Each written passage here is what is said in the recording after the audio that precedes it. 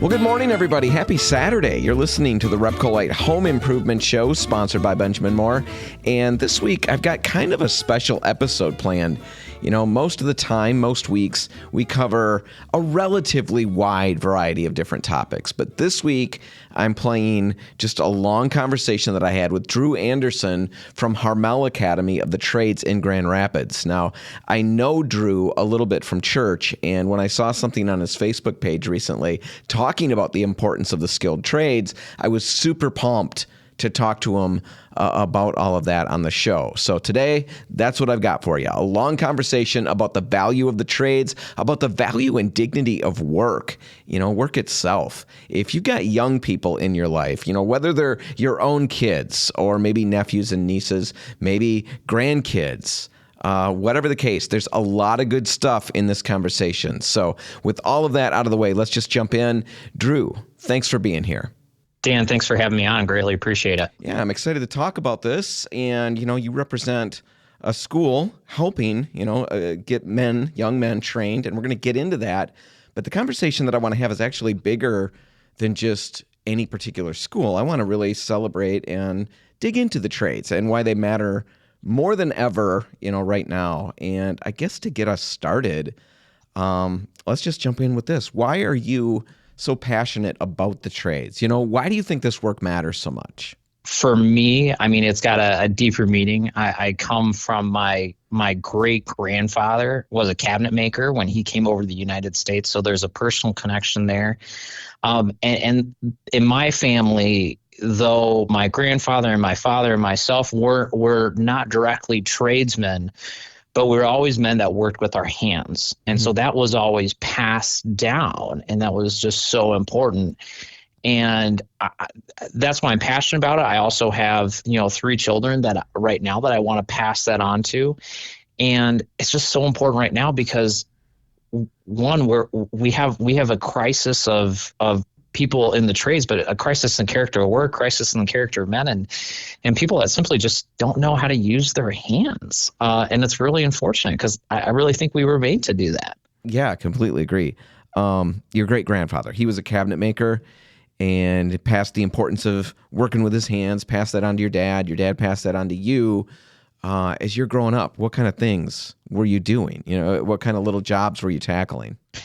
We had rentals growing up, so we were constantly doing repairs and renovations and working with our hands. So, it would be, school 5 days a week. And then on the weekends, it was working on rentals when, we Really? had people move out. Oh, yeah. So, it was learning all these things. And I look at it just like, what a gift that was. And something that I can pass down to my kids. And now being at Hormel, it's got a deeper, I would call even like a deeper spiritual meaning for me. It's not just a means to an end, but it's the gospel of work that we've been called to do. Because Hormel is it affiliated with a particular church, or is it? Help me understand that a little bit. Yeah, absolutely. Yeah. So we're affiliated with the Catholic Church. We're a men's Catholic trade school. And so, we hit deeply on the trades, and also the humanities, studies of philosophy and literature and theology and the deep spiritual formation of men, because at the end of the day, we kind of see it as we've got a problem with young men, and we definitely think it's at the root of it. It's a spiritual one. All right. So we'll get into some of that, and I guess what I want to get back to is just the shortage in the trades. We hear about that. You referenced it. How real is that gap? We hear a lot of things. There's always a problem with something. Something is, the bottom is dropping out of everything all the time, it seems like. How real is this problem that we've got in the trades, and what's behind it, do you think? So I'm just going to shoot out a few numbers. And so the Manufacturing Institute estimates that by 2028, there will be a shortfall of 2.4 million skilled trade workers. And for 5 retiring baby boomers, only 2 younger workers are stepping up to replace it. And beyond numbers, like the basic skill levels are just declining. Like plant managers are just lamenting that they struggle to find workers who can even read a measuring tape. And that's just that is just a crazy problem that we see right now, simply within manufacturing, and we all feel it right now. I mean, try to get someone that's working in plumbing and things like that. You're getting waitlisted, and I think we're feeling it right now. Oh, absolutely. What do you think's behind it? Yeah, you know what? I'll be honest with you. I think it's because for decades we wrongfully shamed the trades as like second class compared to college education. There's nothing wrong with college education. And I was at an event with Mike Rowe on the east side of the state at the beginning of this month, and he was talking about when he was in high school, they had this picture of like this college graduate with this bright smiling face on their diploma, and then on it was a tradesman who just looked wearied down and disheveled and things like that. So it's something that we've been doing in our society for generations right now, and like, so just young people, and particularly young men, are just disinterested, disillusioned, and really ill prepared. Right. I mean, I know when I was in high school, it certainly wasn't something that was talked about as any kind of positive. If you couldn't cut it in college, there was always this. You could always go and do that, I guess. But like you're just explaining, all the marketing that we'd see is the college graduate full of smiles and bright shiny teeth, and then the tradesperson just looks weighed down by the weight of the world, right? So who's going to choose that? Well, and it's the perception, right? And I mean, a lot of times we say perception reflects reality, and I'm sorry, in this way, it doesn't. I mean, I don't know how many college students are smiling over the mounds of debt that they have, and I'm not going to say that going into skilled trades is an easy thing either. But I look at the young men that have just gone through Hormel, and they're starting families. They have no debt. They have fantastic jobs, and they're on a career path development. That's just amazing. No, incredibly much so, because, I'm on the phone with Drew Anderson from Hormel Academy of the Trades. You guys are located in Grand Rapids, right? Correct. Yep. Yeah. Right. Yeah. And actually we're moving to a new location this summer within Grand Rapids, which is really exciting. We can talk about that a little bit later. Yeah, we'll get to that. So on the phone with Drew, and what you're talking about, my kid is living. I've got a son who's an electrician apprentice. He's working on journeyman's, taking that test and all of that. But everything you just said, I can attest to. He doesn't have any debt. He's got a vehicle, and that's his debt. And he went straight out of high school into this work. He's got a really nice savings account going. He's making really good money. And he's socking it away. He's got a future where he's not going to be digging out from underneath, a mountain of debt. Because I've got other friends, other friends who've got kids who they're talking about.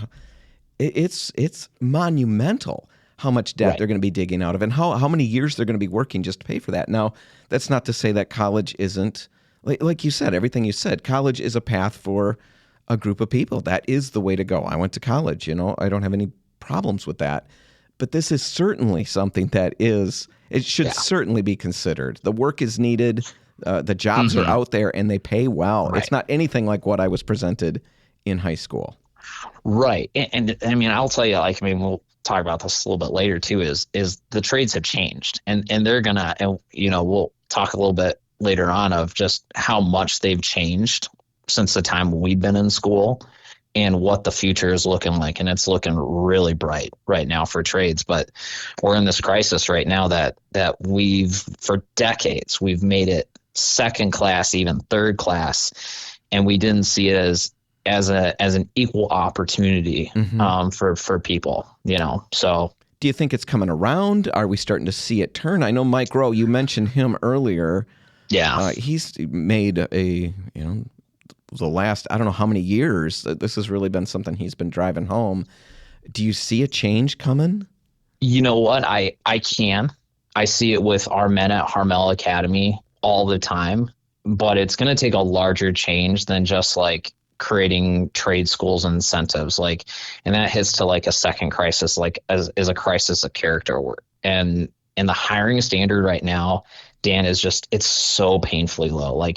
You show up mostly on time, you pass a drug test, perhaps, and still employers are still struggling to find workers that meet even like these basic expectations, and like family, church, community, all these pillars of character formation, like they've really weakened, and they're leaving particularly young men, but women as well, without the formation that is necessary for a certain level of excellence. You know, we look at kind of our past, and I think we've become very complacent, and we have this crisis of character. So I'm thinking like, that's before we're even like, can we solve this thing at the skilled trades? Like, we got to have people see that like work is a really good thing.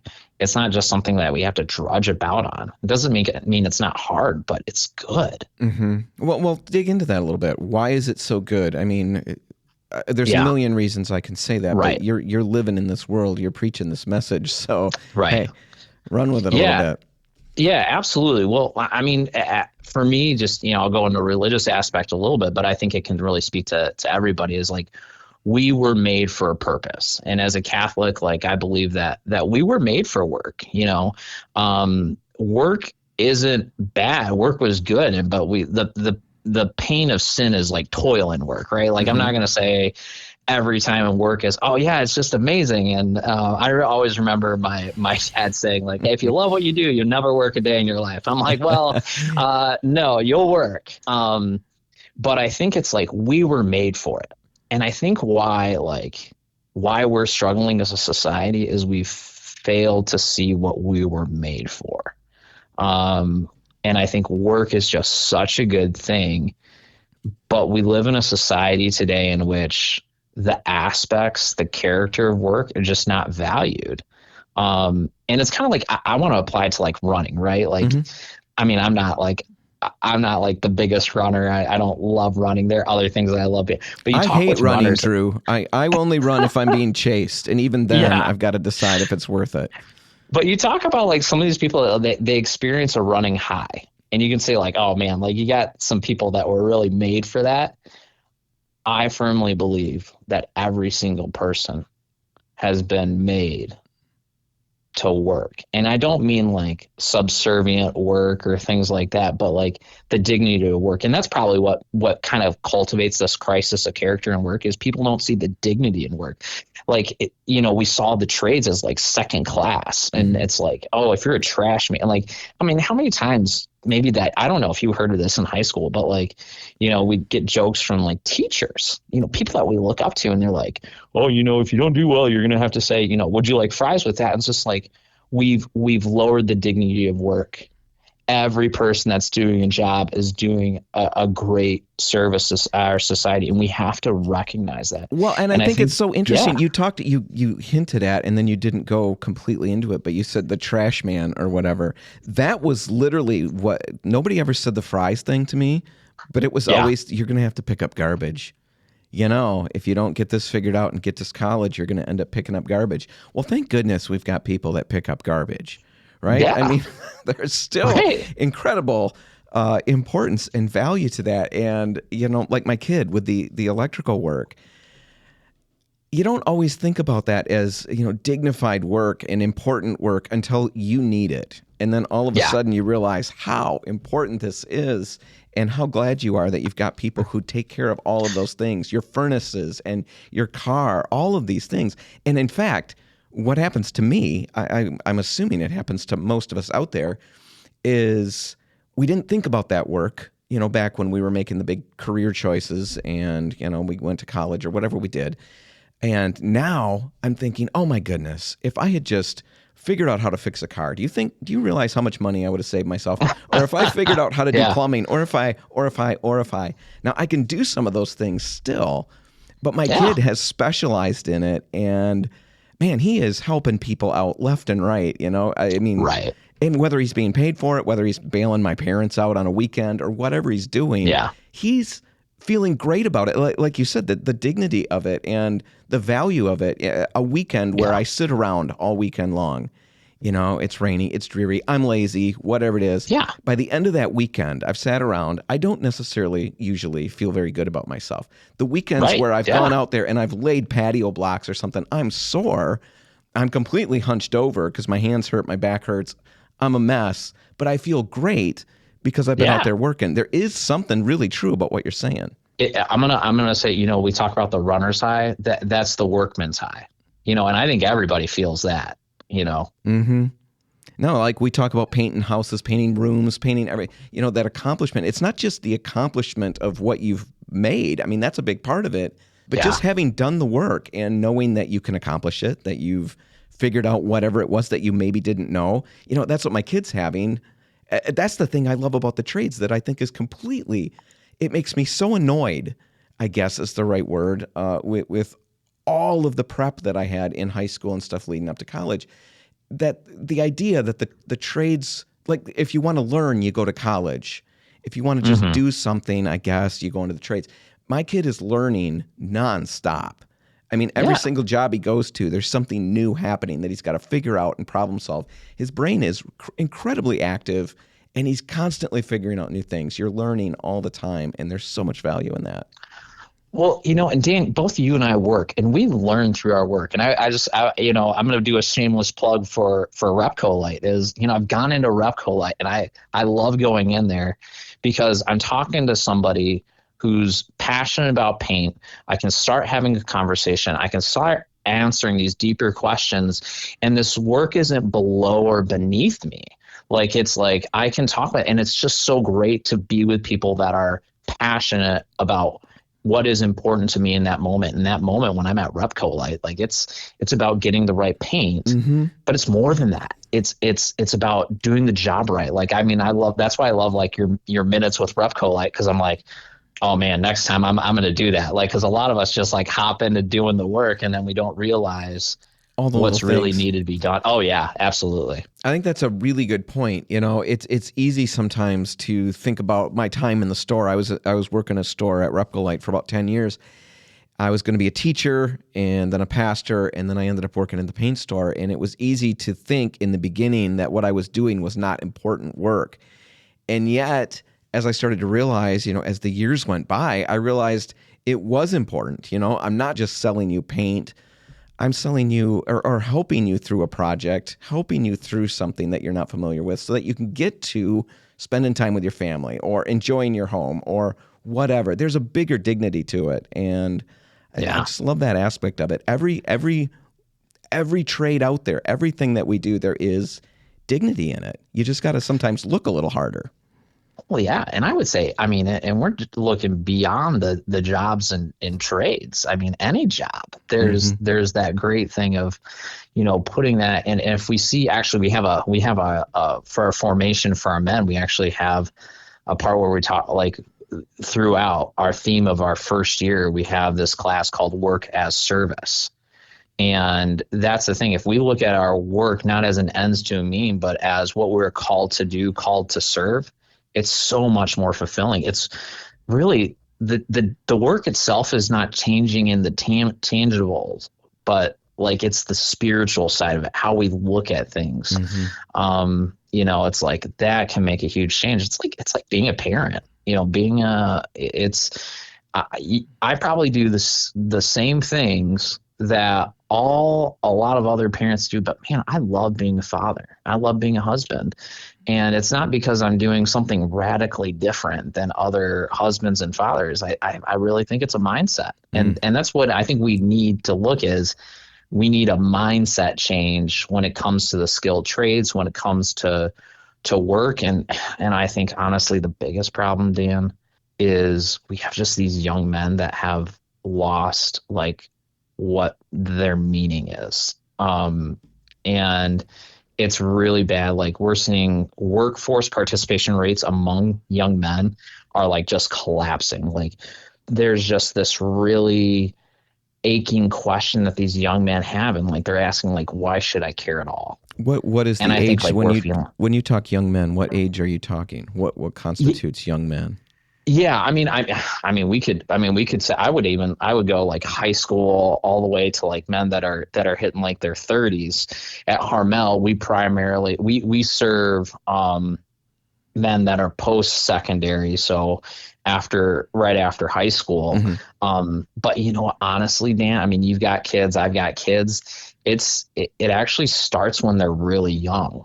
Like how do we talk about work and how do we present work in front of our children? Do we see it as a burden, or do we see it as an opportunity to serve?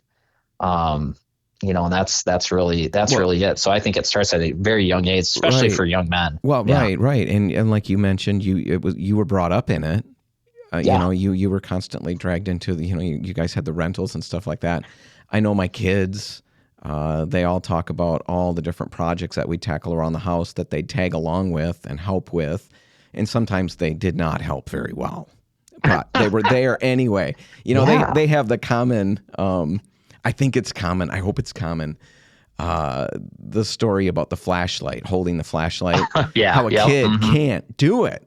No matter where they aim that thing, it's always wrong. And Andrew was just my middle kid was just talking probably a couple of weeks ago, just about the stress of being handed the flashlight when we're working on something. Yeah. Because he knew no matter what I described, he would never figure out the right thing to point it at. Someday Yeah. he'll have his own kids and they'll aim the flashlight in a million different directions except the right Right. one, and he'll know what I'm talking about. But they were there for the whole Yeah. thing. They were a part of the process. I guess with that said, let's talk to the parents or young adults maybe that are listening, parents of the young adults, grandparents, the young adults themselves. Maybe they feel stuck. Maybe it's, like I said, their kid and they hate desk work or whatever. They're wondering if college is the right path. What makes a trade or the trades or any of this a compelling option for them besides some of the things you said? Well, I think, a lot of young people, young men, they come out of high school and they don't know what they want to do. And I think at least an exploration or hopping into a job, what I like about what we do at Hormel Academy is our first year program is like, it's a full introduction to like 10 different trades. So they're getting like test things out, tease things out. And what I think, because, we have these young men that were like, so, squeezed into a classroom, sit at a desk, do this instead of like working with their manual genius, and young women too. But now like they've gotten through the thing and they have no idea what they want to do. Sure. So I think, like whether that's, coming to a place like Hormel, which I heavily encourage because we focus more than just on the trades aspect. There's a communal aspect. There's a whole human formation aspect. But like for a young person to get into a community which the trades are valued is really important because it gets them thinking in different way, gets them working in different ways. And let's be honest, I think, it's really hard for homeowners, right? For young people to become homeowners right now. We got to work on that in our society. But how many people have their houses own them instead of them owning their houses? And that goes back to like, it's not necessarily having like, I'm not a tradesman by my profession, but my house doesn't own me. I own my house and I'm able to do some pretty general stuff with it, cutting my own lawn, fixing my own lawnmower when it breaks down, doing my own simple electrical or plumbing work, painting. There you go, RepcoLite there. Yeah. Those things. And I think at least like exploring or being introduced to a trades. And I've got to make out the appeal for our high schools and our learning institutions. Like, we got to start teaching this in high school, but you know what? It's also putting tools in the hands of parents and saying, don't be afraid. You don't need to do it perfect. Just do something with your kids. No, I think that's so good. I can't remember. I'm trying to remember an article that I ran into probably 5 years ago, and it was a London area, so across the pond, Drew. And the story, though, was about all these young kids, high school or college age kids. And the article focused on all these different things that they struggled with. Like they took this huge survey, big sample of people, and they had ridiculous numbers of people that didn't quite feel comfortable with crazy things. Like, dealing with a tripped circuit breaker and, they didn't know what that meant or switching light bulbs out. And it sounded ridiculous. We at first thought when we ran into the article that it was a joke article, but it wasn't. Wow. It was real data. And some of the jobs that they were unfamiliar with or not comfortable with were, things at least you can kind of wrap your brain around, painting and stuff like that. But even then, that is hard for me to understand because I guess I've grown up with painting, not just here, but mom painted all the time, and there's not much to it. And there's so many jobs out there that, electrical, things can go wrong, right. And you can have some problems. Plumbing, things can go wrong. I get that. But even then, there's a lot of plumbing things that you can do that are really straightforward that people just aren't comfortable doing, and they call for help on. And you end up paying a huge amount of money to people who come out. You wait, like you said, sometimes because you can't get somebody out there. I had my dryer once, right at the beginning of home ownership, the dryer quit working. And we didn't have money at that point. I mean, like now I roll in the cash, I don't have money now even. But back then I had way less, and trying to get somebody out there, they couldn't come right away. We had a bunch of kids at that point. We needed the dryer, and I thought, forget it. Dad used to fix everything, and I'd watch him. And so I thought, I'm going to look it up. So I'm looking online, looking on YouTube, and I found out a dryer, there's almost nothing going on in the dryer. If the motor part works, there's not a whole lot else in there. I mean, little things that you can fix here and there. And for $13, I figured out what was going on, got the new belt or whatever it was. What an incredible feeling of success. I saved myself that big bill, and it was a doable thing, even though it seemed like a mountain that was big to climb. So yeah, getting into the trades, even though you get into something that, my kid's in electrical, that's what he does, and that's what he's really comfortable with. But what he finds is that everything else seems accessible now. And he's willing to try and to dig into it. And he learns new tasks and new skills along the way. And when he's got a house, I mean, there's so many things he's going to be able to do to that thing. Right. And where I think it goes back to, Dan? It's that time of holding the flashlight. Kids aren't seeing their parents. And whether it's like the parents aren't doing it themselves, or the parents are like, oh my gosh, like I can just do it so much faster on my own. Like I don't even like that's part of our job as parents, is to form these young people to be adults, not to be efficient children, but to be young, to be capable adults that can do these things. And so, there is appropriate times where, we have them start doing like little things. And, I have a 1-year-old, he'll be 2 in August, and he helps empty the dishwasher with his 5-year-old and 4-year-old siblings. And it is super inefficient. I could do it so much faster. I know. But that's not the purpose, though. The purpose, though, is he sees the value in the dignity of work. And he now, less than 2 years old, goes out and seeks to help out with work. And it's like, there we go. Like it's so we've true. Hit the problem. Yeah. I think that is probably, nobody said parenting is going to be easy. In fact, most people say it's pretty complicated. And I'm pretty sure that probably one of the hardest parts of parenting is letting them help at their pace. Because for my personality, that's brutal. But I know I've got to let them do it. I've got to let them, cut the lawn in such a way that it just, oh my goodness, guys. Yeah. And then I can walk them through what they need to learn, but I got to let them do it. And that's how they learn. I've got lots of pictures of the kids doing we never had a dishwasher. I never in my whole life have I had a dishwasher. I don't even know what that's like. But the thing is, you've always had dishwashers. That's it's either been the you joke. or your kids, right? Right. Those are the dishwashers, yeah. And I've got lots of pictures of them sitting at the sink, washing dishes with these huge, ridiculous, cheesy grins on their faces because for some reason, it's fun to them. I don't get it, but when they're little, it's fun. Now that fun fades very quickly once it becomes a job. But they do see that. I think they see the value of it, and maybe even more, not more importantly, but maybe more so, they see the necessity of it. Because not everything I do I think you said that earlier. Not everything we do is fun.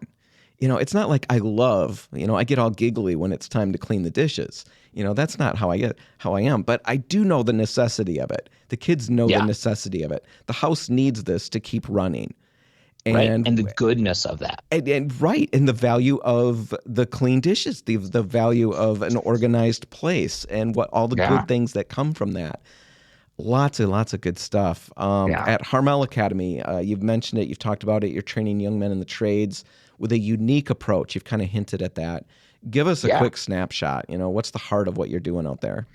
For sure. Well, I mean, again, I want to talk to, about like, with our kids and like what we can do, and what we have at Hormel is a place where these men, and I mean this in the most honest and genuine way, is a place where they can fail. You talked about that statistic over in Europe of, they just feel so much anxiety of doing these small, simple tasks because they haven't learned how to fail and then get back up. And at Hormel, that's what we're forming these young men. We're forming them through the trades so that they apprentice themselves to Jesus Christ, becoming better husbands and fathers, but also like learning that failure is not the end. Honestly, failure is just the beginning, but then it's working past that. And I think that's where, like, we talk about the crisis in the skilled trades, the crisis in character, the crisis in meaning is, we stop at the failure and we don't push beyond it. I think that's maybe what we're struggling in our society You today. think you see a lot of that? That failure, that's the end of the line. We fail at something, and then we ditch and move on to something else. Is that what you're thinking? Well, yeah. I mean, so you talked about being a teacher. I was a teacher once too, and it's just like, you'd see these kids, they get these grades and they just be completely deflated, and it would just set them off spiraling instead of saying, hey, you know what, we can fix this. And probably as a teacher, I'm thinking like, I don't think I did a good enough job of where we could fix this. And my dad, I should say actually my dad is a tradesman. He's a teacher, but he actually spent 20 years in the Marine Corps as a missile technician. So he was a tradesman, very much so. But he had something different when he was teaching. He would let these kids redo the work, retake the test, and give them they can build it all the way back up to 90%. I'm like, oh man, I think about so many teachers that are just they just let the kids fail and then that's it.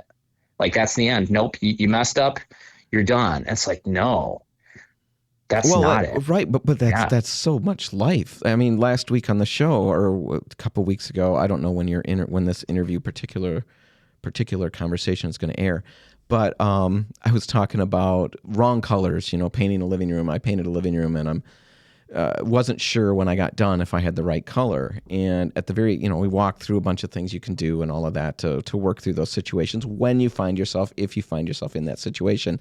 And at the very end of the show, I was trying to just sum everything up, okay, worst case scenario, you've got the wrong color, just write it off. This is one of those things where, most of us have projects. I would say almost all of us have projects that we tackle that we mess up, we fail, we have to redo them.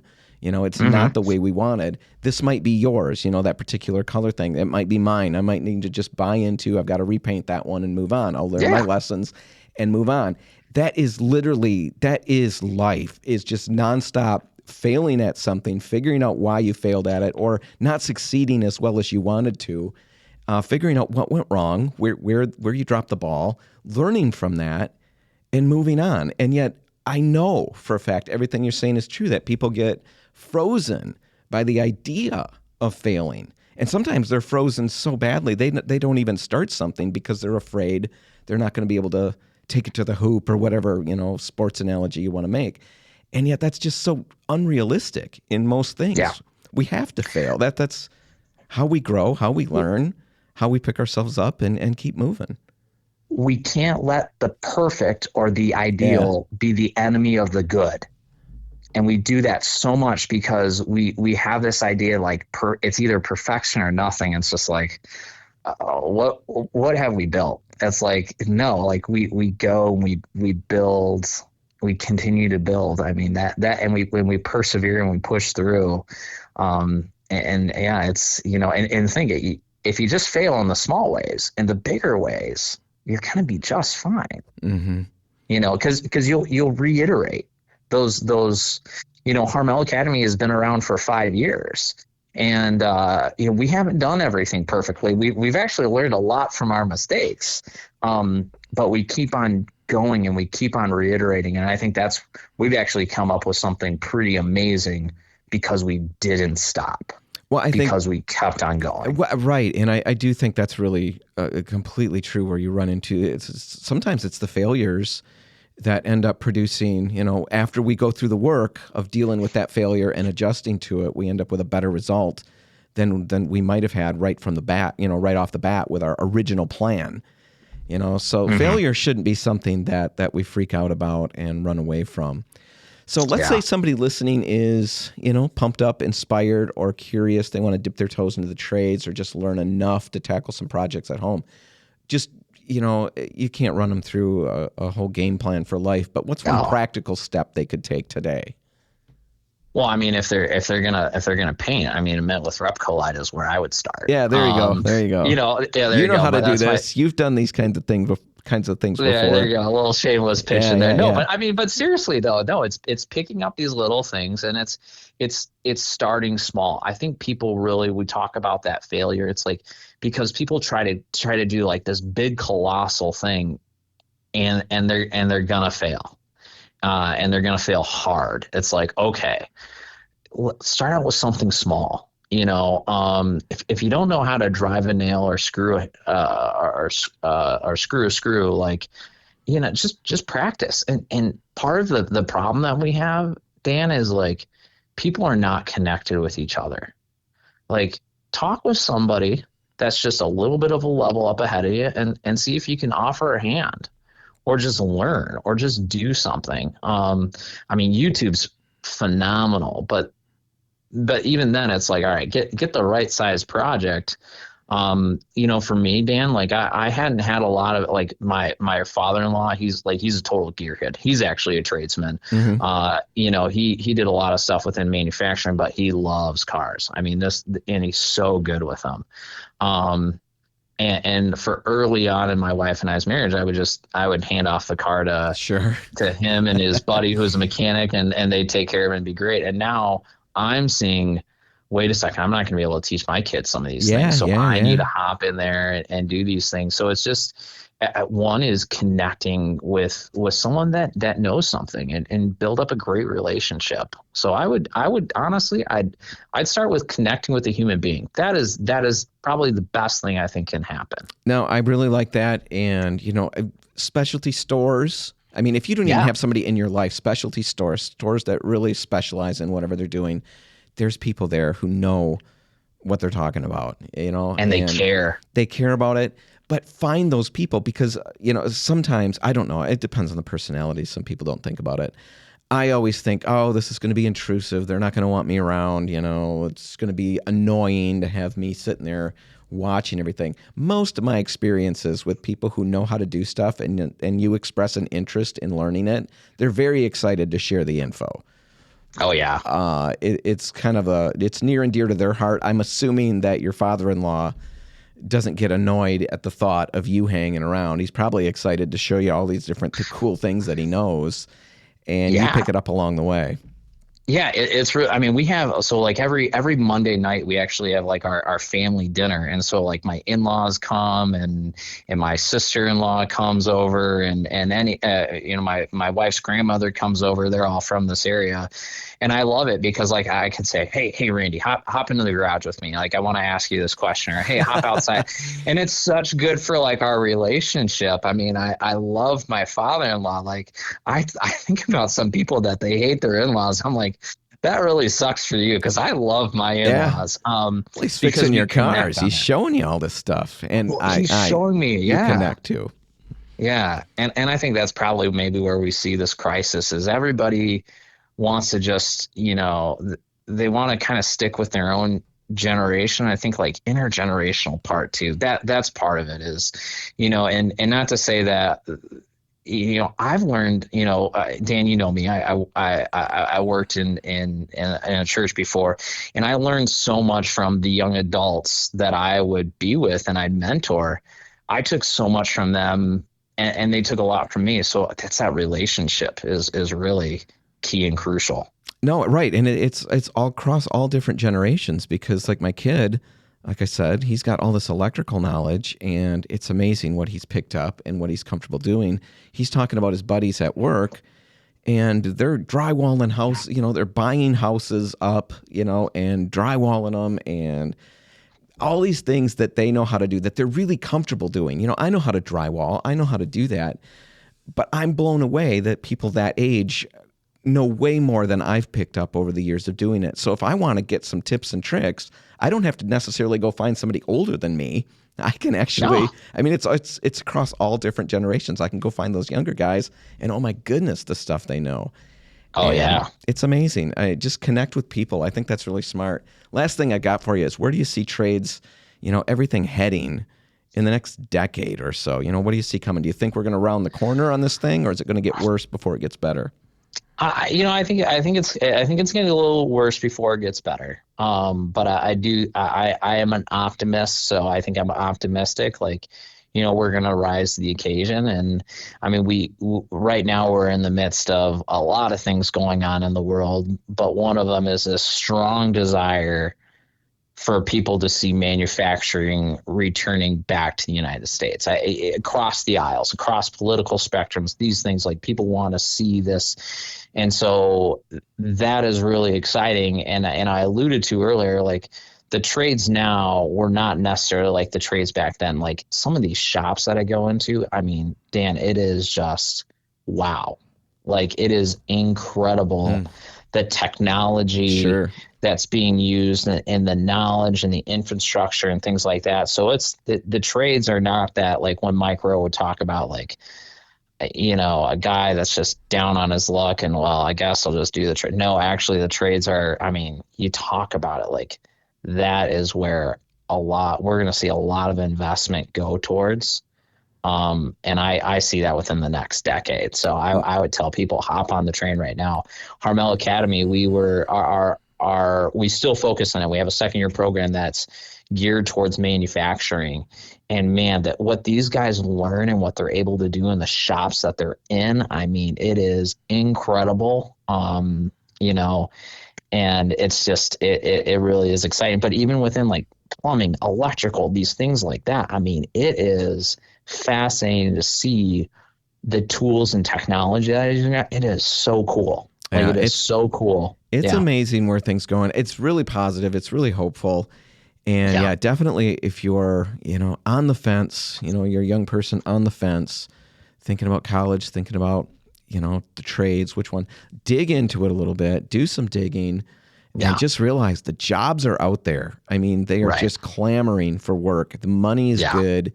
And there's such a value to working with your hands and, helping people, because a lot of these trades, you are directly helping people, live their lives in a better way. Homeowners, you're fixing their plumbing. When my toilet's plugged, nobody's living a happy life at that moment. Or when the hot water heater isn't working, or, there's a lot of misery. And when you can come through and fix those things, Harmel, if people want to, go online, look for more information, how's the best way to contact you guys? Yeah, absolutely. And I told you we have some exciting news. We've been around for 5 years and we're excited for the next 5. We're actually moving. We just signed a lease with Aquinas College. So we're going to be on the east side of their campus, operating out of what used to be the old minor seminary for the Diocese of Grand Rapids, which is really cool. Like, we kind of see that formation kind of coming full circle. Yeah. But yeah, we're moving over this summer. A great place to connect with us is at HormelAcademy.org. And they can kind of see, what we're doing and this exciting move that we're doing, and being a part of that. We also have events and things like that where people can be a part of it. It is about these guys, these young men. Sure. But, lectures and opportunities for people to be a part of and kind of dive into work. And we're excited for the next 5 years because we've been really focusing on these men. You talk about what's exciting in the next 10 years in trades. We started out with 6 men 5 years ago. Oh, wow. We have formed over 60 men, and we have 30 men coming to Hormel next year. So that's super exciting. So we want a lot of people to be a part of this move and move with us as we start this new chapter. But yeah, HormelAcademy.org Perfect. is a great place to see what we're doing and all the good work that we're doing here in Grand Rapids. I'll put links to that in our show notes and all of that. And yeah, you guys are one of all these other places where people can learn more about the trades, jump in, even whatever you need to do. Talk to some plumbers. I've had some plumbers on the show once where I asked, how do you get started? And they said, just stop out. Talk to us about apprenticeship, and they'll walk you through what that would look like. And whatever you've got to do, dig into it. Like I said, I'll put links to Hormel in the show notes, and people can check it out. Drew, thanks so much for hanging out with me, taking all this time to talk about something so important. Yeah, Dan, thank you very much. We appreciate it, and we appreciate RepcoLite and this opportunity to talk about what Hormel is doing and how we're trying to make an impact in the trades, but in work and especially in the lives of young men. Excellent. I appreciate it. And that's going to do it. Whatever you've got planned this weekend, make sure paint's a part of it. I do want to highlight the fact that right now we've got basically a deck coating sale going on. So if you've got to do your deck this summer yet, we've got all the products that you're going to need on sale. Benjamin Moore's Woodlux is on sale for 20% off, and RepcoLite's Deck and Dock Wood Protector, our premium go-to product for decks. We've got a water-based version and our traditional, VOC-compliant oil-based versions. Both of those are on sale. The lowest price I think we've ever sold them at. I guess I'm not technically sure of that. If it's not the lowest price, it's really close. I'm going to be talking about decks next week on the show. I'm going to walk you through what a deck project looks like, and we'll cover everything you need to know. In the meantime, just be aware, deck products are on sale at RepcoLite until June 16. So you've got time to take advantage of that. All right, have a great weekend, everybody, and I'll see you next week. I'm Dan Hansen. Thanks for listening.